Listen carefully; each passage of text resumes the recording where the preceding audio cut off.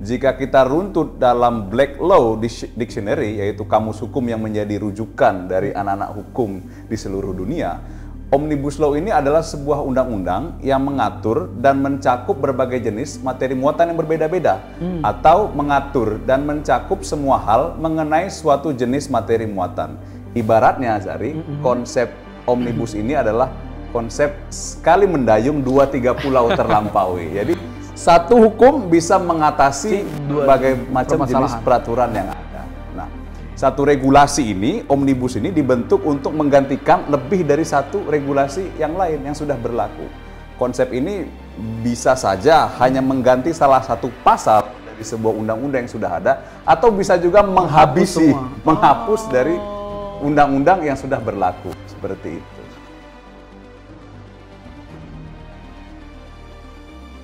Kalau kita dalam dunia hukum itu ada dua jenis sistem hukum. Yang pertama adalah sistem hukum Anglo-Saxon atau common law, yang kedua sistem hukum civil law.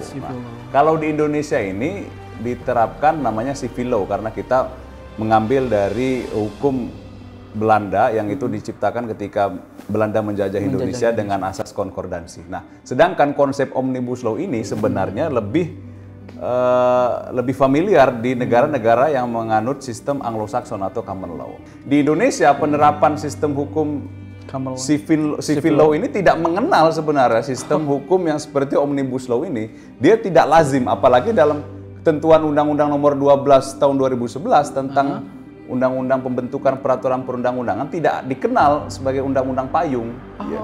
Tidak dikenal ada undang-undang omnibus ini gitu. Nah, sebelum pemerintah melangkah lebih jauh dalam membuat undang-undang omnibus law ini, seharusnya pemerintah itu merevisi Undang-Undang Nomor 12 Tahun 2011, yaitu tentang ketentuan peraturan perundang-undangan, di mana dia harus memasukkan atau menyisipkan omnibus law dalam hierarki peraturan perundang-undangan. Karena jika tidak, itu nanti bisa bertentangan dengan undang-undang yang lainnya. Sementara antara undang-undang omnibus law dengan undang-undang sektoral yang lain itu setara sifatnya. Tidak ada undang-undang yang lebih tinggi karena dia sifatnya adalah undang-undang.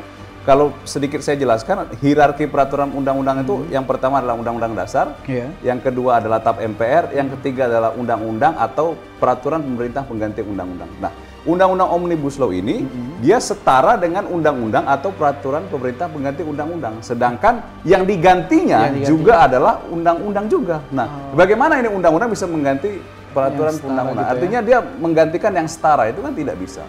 Seharusnya pemerintah merevisi dulu sebelum keinginan untuk melakukan atau mengeluarkan regulasi omnibus law. Pemerintah seharusnya merevisi Undang-Undang Nomor 12 Tahun 2011. Kalau dilihat dari rancangan undang-undang Cipta Lapangan Kerja tadi, sebenarnya banyak undang-undang yang kemudian dikesampingkan oleh dia. Saya mencatat sekitar ada 32 undang-undang yang dikesampingkan oleh Undang-Undang Cipta Lapangan Kerja ini. Nah, tidak menutup kemungkinan di dalam 32 undang-undang itu terdapat pasal krusial atau pasal jantung atau pasal inti dari sebuah peraturan perundang-undangan. Nah, dengan dicabutnya pasal tersebut dalam Undang-Undang Omnibus Law ini bisa saja itu menghapus secara keseluruhan undang-undang tersebut.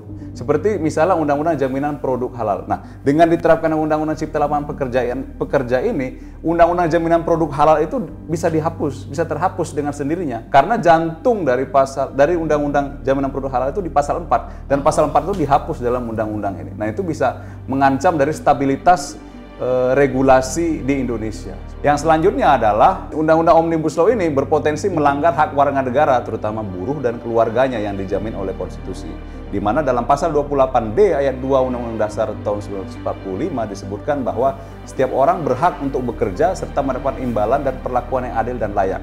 Sementara dalam Undang-Undang Omnibus Law ini buruh itu dikurangi atau dihapus upah minimumnya, fleksibilitas hubungan kerjanya, pesangonnya dihapus. Nah, itu bisa mengancam dari pemberlakuan pasal 28D Undang-Undang Dasar 1945 tadi.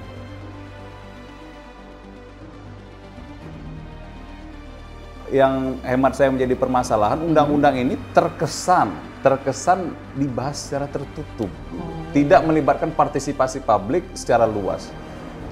Di samping itu saya mendengar dari beberapa rekan saya bahwa Satgas yang dibentuk oleh pemerintah ini ternyata tidak melibatkan atau sedikit melibatkan rekan-rekan dari buruh, terutama undang-undang Omnibus Law tentang cipta lapangan kerja. Hanya merangkum atau mengakomodir dari rekan-rekan pengusaha. Dia harus memanggil semua sektor yang berkepentingan, seperti misalnya undang-undang cipta lapangan kerja, ya dia harus mengundang buruh. Dia harus mengundang akademisi, dia harus mengundang pekerja, dan elemen-elemen lainnya yang terkait. Seperti kalau misalnya ada undang-undang jaminan produk halal, ya undang juga ormas-ormas Islam di dalam itu. Jangan sampai kemudian ada pemerintah melakukan politik belah bambu gitu. Politik belah bambu itu yang satu kelompok diangkat, yang satu kelompok ditekan gitu. Jangan sampai seperti itu. Pemerintah harus fair dalam penerapan peraturan perundang-undangan.